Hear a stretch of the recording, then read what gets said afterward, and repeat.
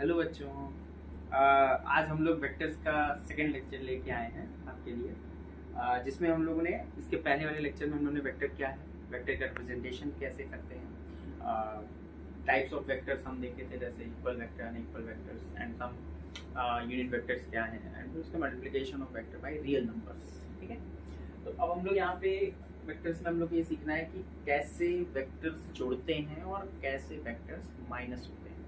जैसे अगर मान लो किसी पॉइंट पर अगर बहुत सारे फोर्सेस काम कर रहे हो, या किसी पॉइंट पे बहुत दो डायरेक्शन में कोई वेलोसिटीज हो, क्योंकि velocity is a vector quantity, and मान लो यार फोर्स है और फोर्स को हमें अगर जोड़ना घटाना हो, मतलब दो फोर्स किसी पॉइंट पे एक साथ काम कर रहा है, तो क्या होगा उनका, वो किधर जाएंगे body.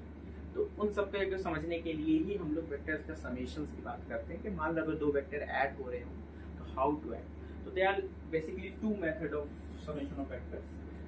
First method is triangles law of sum, triangles sum, addition of triangle,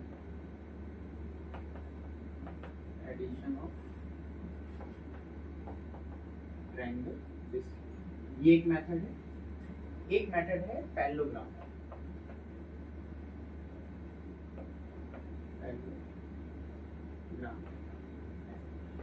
parallelogram method हम लोग थोड़ा अभी रुक के देखेंगे। सबसे पहले हम लोगों को देखना है कि एडिशन ट्रायंगुलर मेथड क्या है, कैसे हम लोग वेक्टर्स को ट्रायंगल्स के मेथड से ऐड कर सकते हैं। तो उसको देखने के लिए हम लोग ये समझते हैं कि कैसे ऐड करेंगे। ठीक, बेसिकली इसका यूज हम लोग जो करते हैं एडिशन ऑफ ट्रायंगल, वो जब कभी किसी मैप में किसी एक पोजीशन से दूसरे पोजीशन पे मान लो आप डिस्प्लेस हो रहे हो, तो वहाँ पे हम लोग इसको यूज करके वेक्टर्स का एडिशन करते हैं। तो यहीं से स्टार्ट करते हैं। Addition of vector, addition of vectors, basically addition of vectors, addition of vectors, addition of vector.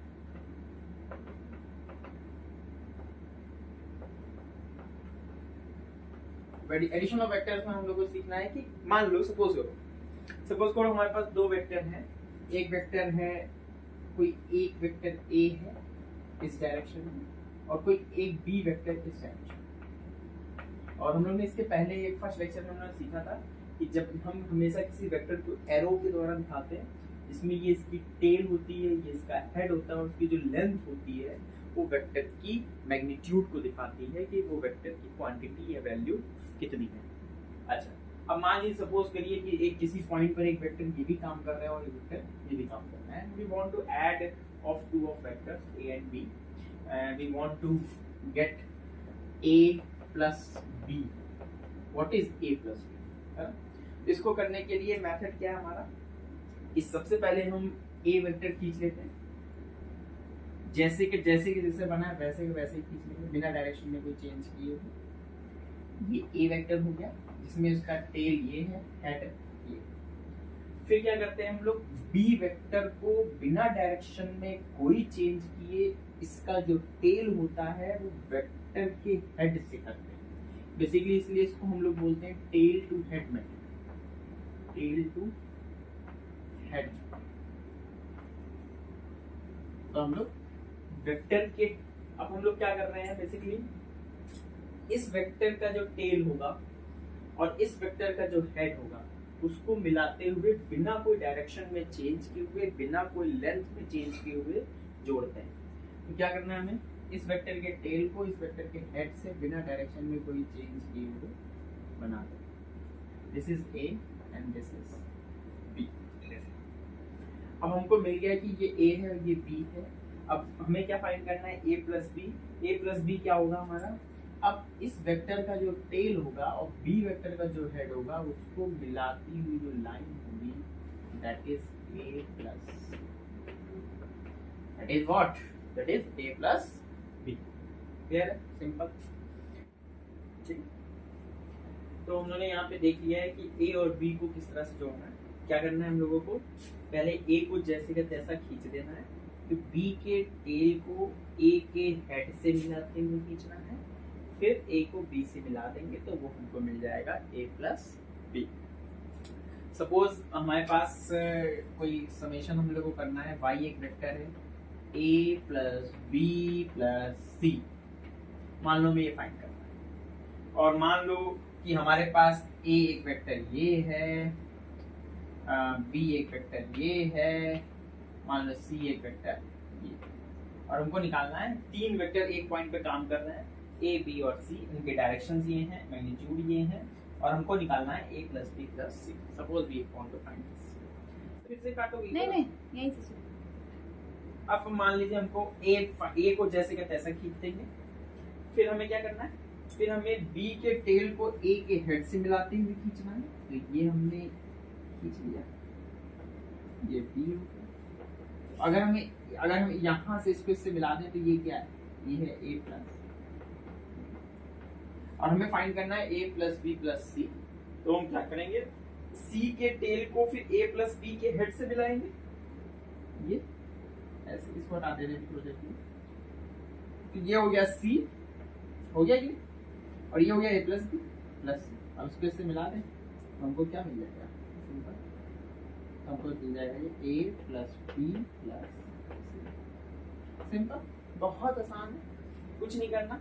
Triangular method में क्या है कि पहले ए को जैसे का वैसे खींच देना है, बी के टेल को ए के हेड से मिलाते हुए खींचना है, बी हमको दे देगा ए प्लस बी, फिर ए प्लस बी जो हमको वेक्टर मिलेगा उसका टेल, अब सी के टेल को ए प्लस बी के हेड से मिला दो, यहाँ से ये खींचोगे तो that we get A plus B plus C. Clear है, कोई दिक्कत वाली बात नहीं, हमें लगता है एकदम क्लियर कट समझ में आ गया होगा कैसे ए प्लस सी करना। अच्छा, अब हम लोग ये सीख लेते हैं कि सब्ट्रैक्शंस कैसे करेंगे। मान लो a माइनस बी निकालना हो तो क्या करें, है? ये भी तो जरूरी है। तो अब हम लोग को सीखना है कि कैसे वेक्टर का सब्ट्रैक्शन करेंगे। सब्ट्रैक्शन मतलब माइनस कैसे करेंगे दो वेक्टर को, ठीक है। मान लो हमारे पास y एक वेक्टर है, y हमें माइनस करना है a माइनस बी वेक्टर, क्या फाइंड करना है, a माइनस बी वेक्टर। अब अगर हमें a माइनस बी फाइंड करना है तो हम क्या करेंगे, अगर आप ध्यान से देखो तो इसको हम ऐसे भी लिख सकते हैं, a वेक्टर लिख लिया, फिर इसको हम लिख सकते हैं प्लस माइनस बी, ऐसा भी तो लिख सकते हैं भाई। माइनस बी को क्या लिख सकते हैं, प्लस माइनस बी। एक तरह से हम जोड़ रहे हैं दो वेक्टर को, a को और माइनस बी वेक्टर को जोड़ रहे हैं, है कि नहीं। तो अब इसको करने के लिए क्या कर सकते हैं हम लोग, इसका मतलब है कि मान लो कि अगर हमें a प्लस बी फाइंड करना है, सेम वैसी मेथड है, a ये है मान लो, b ये, और हम फाइंड करना चाहते हैं a माइनस बी, मतलब हमें ट्रायंगुलर मेथड से ग्राफ बनाना है a माइनस बी निकालना है। तो हम क्या करेंगे, इसके लिए पहले हम a को वैसे के वैसे खींच देंगे, ये हो गया a। अब अगर हमें ध्यान देना है तो b इस दिशा में, तो माइनस बी किधर होगा, माइनस बी बिना मैग्नीट्यूड में बदले डायरेक्शन को बदल दो, अपोजिट कर दो, दैट इज माइनस बी। इसका मतलब है अगर b इधर है तो माइनस बी उसके अपोजिट होगा, बिना, मतलब डायरेक्शन को आप जस्ट अपोजिट कर दो बिना इसके मैग्नीट्यूड में कोई चेंज किए, दैट इज माइनस बी। फिर जैसे हम लोग पहले जोड़े थे वैसे ही जोड़ेंगे, क्या करेंगे, b के टेल को a के हेड से मिलाते हुए डायरेक्शन माइनस बी करना है, अपोजिट हो जाएगा बिना मैग्नीट्यूड में कोई चेंज किए। तो ये हमको क्या देगा, ये हमको देगा माइनस बी वेक्टर। अब हम क्या कर सकते हैं, a को b से मिला दें, a को b से अगर मिला दें तो हमको ये देगा a प्लस माइनस बी देगा, कि इसका मतलब ये हमको दे रहा है a माइनस। क्लियर, इसका मतलब है अगर हमें a माइनस बी निकालना, सिंपल, a को हम b को लिख सकते हैं प्लस माइनस बी, बी एक वेक्टर अगर हमको पता है विद डायरेक्शंस तो b जस्ट हम उसको अपोजिट डायरेक्शन में कर दें बिना उसकी लेंथ में कोई चेंज किए हुए, सिंपल इसको इससे मिला देंगे तो हमको मिल जाएगा a minus B. Clear, I hope clear होगा। अब हम लोग कुछ कैलकुलेशंस करते हैं तो उससे समझ में आएगा, अच्छा हाँ इसको इस तरह से करना है। तो आप लोग घर पे ट्राई करना, वीडियो पॉज कर लेना, पहले एक बार कॉपी पे ट्राई करो कि क्या हम सही कर पा रहे हैं कि नहीं। अगर नहीं बन रहा है तो वीडियो ऑन करके इसको आगे देख लेना। मान लो कि एक पॉइंट है, इस पे 3 फोर्स वर्क कर रहे हैं, सपोज करो एक F1 वर्क कर रहा है 5 न्यूटन का, मान लो एक F2 वर्क कर रहा है, ये इससे 30 डिग्री पे, कितने डिग्री पे, 30 डिग्री पे वर्क कर रहा है। F2 वर्क कर रहा है मान लो 3 न्यूटन का, और एक वर्क कर रहा है इस डायरेक्शन में, एक फोर्स या इसको इधर वर्क कर रहा है 4 न्यूटन। तीन फोर्स वर्क कर रहे हैं सपोज करो, और हमें फाइंड करना है F1 प्लस 2F2 माइनस, मान लो हमें ये फाइंड करना है, इसका ग्राफ प्लॉट करना है। ग्राफ प्लॉट करके हमको इसकी वैल्यू बतानी है कि किधर होगा, कितना मैग्नीट्यूड होगा, ये सब चीजें निकालनी है using the tail to head method graphical. तो हम लोग क्या करेंगे, पहले F1 खींच लेंगे। ध्यान ये रखेंगे कि जब हम लोग खींचेंगे घर पे, अच्छा इसको एक और चीज देखेंगे कि इसको मान लेते हैं यहाँ से 30 सेंटीमीटर 30 डिग्री ये है ना, ये भी मानना जरूरी है तभी कर पाओगे। अब हम मान लेते हैं कि 1 सेंटीमीटर का मतलब है 1 न्यूटन, ऐसा मान लो। वो आप अपने कैलकुलेशन के लिए मान सकते हो। 2 सेंटीमीटर को 1 न्यूटन मान लो, अगर जैसे मतलब कॉपी में बनाने में बहुत छोटा बन जा रहा है तो आप 2 सेंटीमीटर को 1 न्यूटन मान लो, तो थोड़ा सा बड़ा बन जाएगा, साफ दिखेगा। मान लो हमने 1 सेंटीमीटर को 1 न्यूटन मान लिया, तो हमें ये क्या करना है, 5 न्यूटन खींचना, तो 5 सेंटीमीटर स्केल से खींच लो। 3 न्यूटन खींचना तो 3 सेंटीमीटर खींच लो। 4 न्यूटन खींचना तो 4 सेंटीमीटर खींच लो विद डायरेक्शन। तो पहले अब देखो पहले हमने क्या खींचा, F1 कहाँ है, F1 5 न्यूटन, 1 सेंटीमीटर 1 न्यूटन। इसका मतलब हम स्केल से कितने सेंटीमीटर खींचेंगे, 5 सेंटीमीटर। मान लो हमने ये 5 सेंटीमीटर खींचा, ये इंडिकेट कर रहा है 5 न्यूटन, ठीक है। अब हमें खींचना है 2F2। अब हमें क्या खींचना है 2F2। F2 किधर है, F2 ये, F2 कितना है 3 न्यूटन। 2F2 खींचना है यानी 3 + 6 न्यूटन विद 30 डिग्री। कैसे खींचना है, F2 के टेल को F1 के हेड से मिलाते हुए कितने एंगल पे, 30 डिग्री पे। तो यहाँ से 30 डिग्री पे खींचोगे, कितना लेंथ कितनी लोगे, 6 न्यूटन मान लो ये है। तो this is what, this is 6 Newton because 2F2 है। अब हमें F3 खींचना है। F3 अगर हम ध्यान देंगे तो -F3 है। अच्छा अगर F2 इधर है, F3 इधर है 30 डिग्री पर, है ना, समझना होगा यहाँ से। तो इसको अगर हम -F3 देखेंगे तो इधर जाएगा, ये भी 30 डिग्री होगा। इसका मतलब हॉरिजॉन्टल से हम ध्यान रखेंगे कि 30 डिग्री पे -F3 खींचना है, तो इसके अपोजिट होगा ना।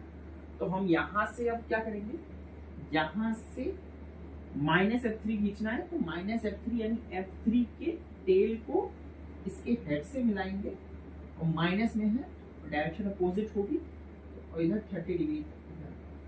दिस इज मान लो F3, दिस इज 4 न्यूटन। अब लोग कॉपी पे ध्यान से प्रोटेक्टर लिख के बनाओगे 30 डिग्री वाली, तो एकदम एग्जैक्ट फिगर मिल जाएगा लेंथ के साथ।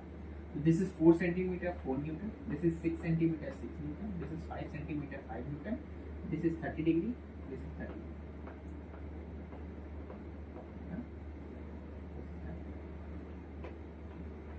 Clear? तो अब हमें क्या करना है, अब यहाँ से स्टार्ट किए तो ये एंड है, इसको इससे मिला। तो this is what, this is F1 + 2F2 - F3। Clear है?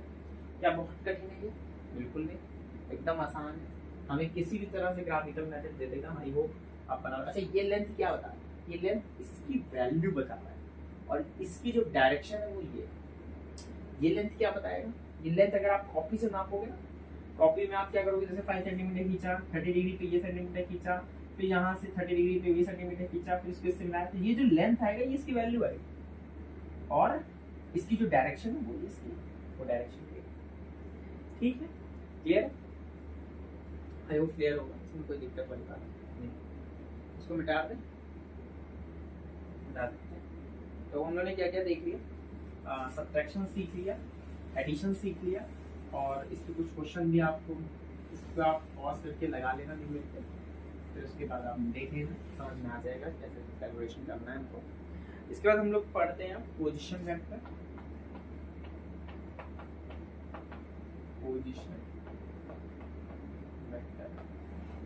पोजीशन वेक्टर क्या है?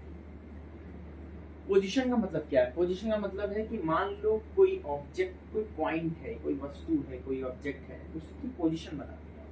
तो पोजीशन जब भी बतानी होती है हमें किसी भी ऑब्जेक्ट की, तो किसी ना किसी ओरिजिन के अबाउट ही हम किसी ऑब्जेक्ट की पोजीशन बताते हैं। वैसा तो है नहीं कि उसकी पोजीशन क्या है। जैसे हमने कहा कि ये मान लो हमने कोई पॉइंट बनाया, तो हमने कहा अच्छा हाँ ये मेरे से ईस्ट और नॉर्थ की तरफ है, दोनों की तरफ। तो इस तरह से हमें ओरिजिन सेट करना होता है, उसके बेस पे हम किसी ऑब्जेक्ट की पोजीशन बता पाते हैं। इतना क्लियर होगा इसमें तो? अच्छा, इसका मतलब है कि जब भी हम किसी ऑब्जेक्ट की पोजीशन बताएंगे तो हम 3 कोऑर्डिनेट सिस्टम बनाते हैं, x, y और z। इस तरह से हम कोऑर्डिनेट सिस्टम, अगर हम 2 प्लेन में बना रहे हैं तो x y बना लेते हैं, 3 डायमेंशन बनाएंगे तो x y z। फिलहाल हम अभी x y अगर देखें तो हम कह सकते हैं कि हमने इसको प्लेन में बना रहे हैं, इसकी पोजीशन x और y, ठीक है। तो इसका मतलब है कि अगर हमें मान लो किसी ऑब्जेक्ट की पोजीशन बता लो, इसकी पोजीशन बतानी है, पॉइंट P है, तो हमने क्या खींचा? पहले ओरिजिन खींचा, ये x हो गया, ये y हो गया, ये ओरिजिन है, और हमें इसकी पोजीशन बतानी है। पोजीशन क्या होगा? उस ओरिजिन के रिस्पेक्ट में इसकी जो पोजीशन होगी वो हम इसके ओरिजिन को इसके पॉइंट से मिला दें, इसके ओरिजिन को इसके पॉइंट से क्या करें? मिला देंगे। ये हमको क्या देगा? इसकी पोजीशन वेक्टर। तो हम अगर इसको O माने, इसको P माने, तो हमारा जो पोजीशन वेक्टर होगा, पोजीशन वेक्टर हम कहेंगे हमारा है OP, जो किसकी पोजीशन बता रहा है? जो P की पोजीशन बता रहा है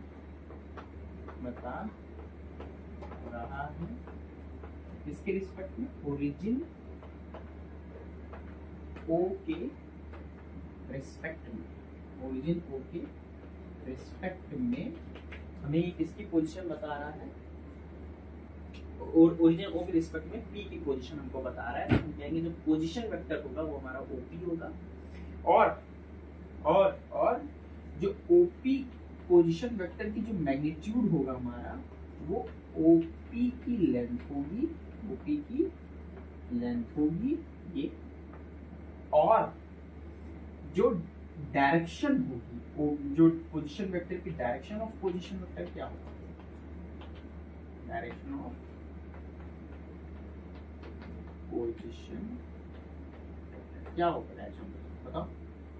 डायरेक्शन ऑफ पोजीशन वेक्टर क्या होगा? O को P से मिलाती हुई जो डायरेक्शन होगी, ये this is direction of position vector. तो दिस इज डायरेक्शन। इसको जनरली हम लोग R से दिखा देते हैं।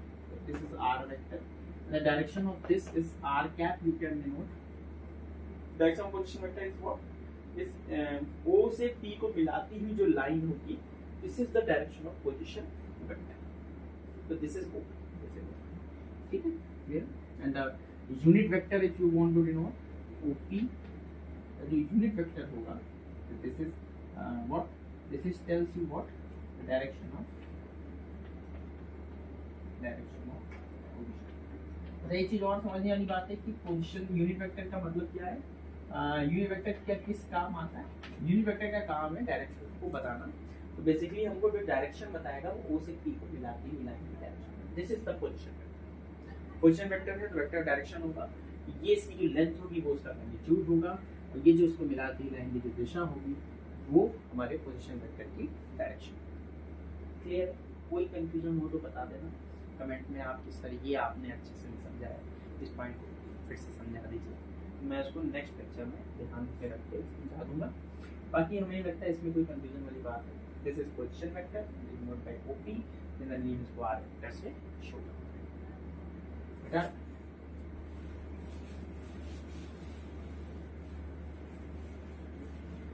अब हम लोग समझेंगे लास्ट पॉइंट है हमारा इस लेक्चर का, डिस्प्लेसमेंट वेक्टर।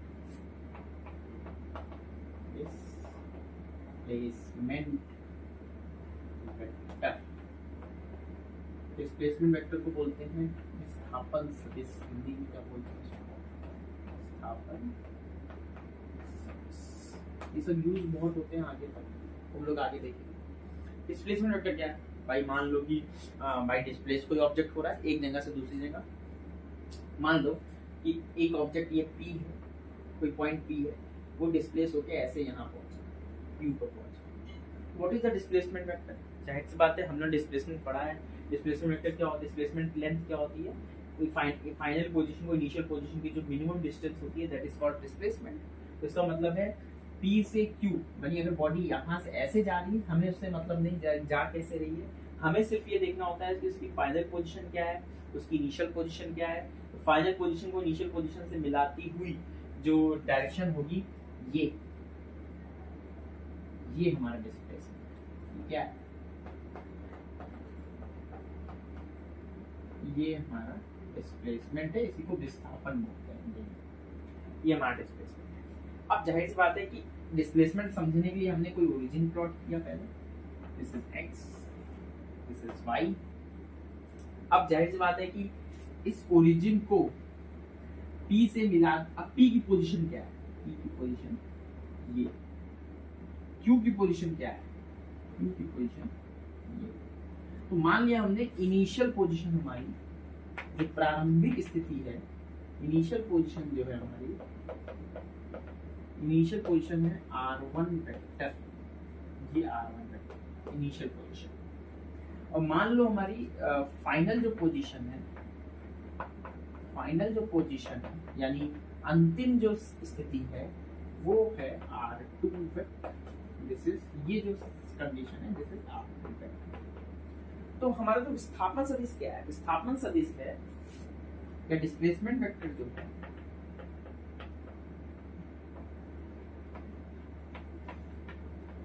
डिस्प्लेसमेंट वेक्टर क्या है बोलो? डिस्प्लेसमेंट वेक्टर है PQ, P से Q जा रहा है PQ, अगर Q से P जा रहा है तो QP, है ना? P से Q जा रहा है तो दैट इज PQ। अब हम लोग ने समेशंस पढ़ा है।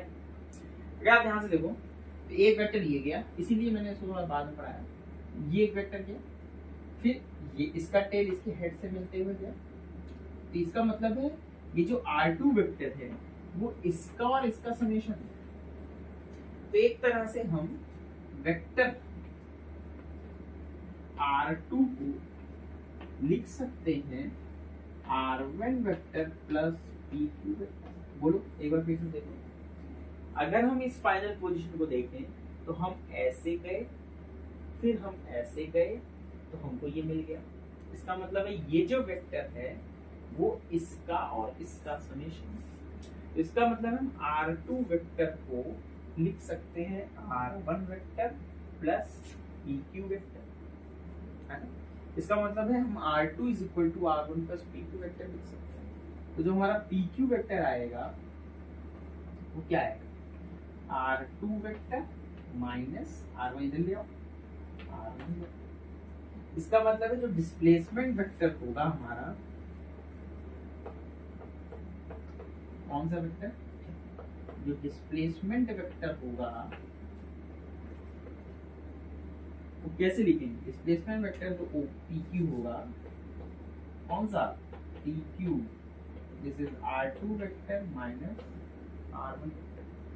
और जो मैग्नीट्यूड हम लिखेंगे PQ वेक्टर की, मैग्नीट्यूड का मतलब ये लेंथ, ये लेंथ क्या होगा? R2 vector minus R1 vector का मॉड होगा। तो ये हमको क्या दिखाएगा? ये दिखाएगा डिस्प्लेसमेंट, और जो डिस्प्लेसमेंट वेक्टर है वो इस डायरेक्शन में, मतलब आपकी जो बॉडी है वो इधर डिस्प्लेस हो रही है, और जो इसका डिस्प्लेसमेंट वेक्टर है वो ये इस डायरेक्शन में होगा।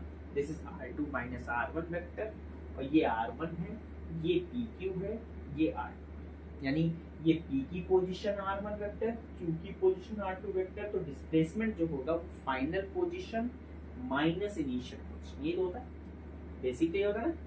This is what? This is final position, this is initial position, sorry initial. तो final minus initial position is what? Displacement. Clear है? कोई कंफ्यूजन? अब हम लोग इस पे कुछ न्यूमेरिकल्स आगे देखेंगे, समझेंगे।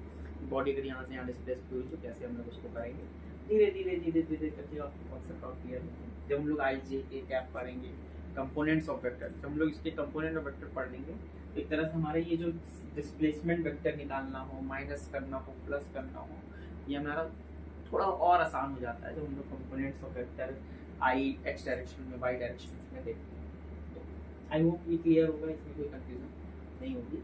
यहाँ तक आपको बेसिक क्लियर होगा।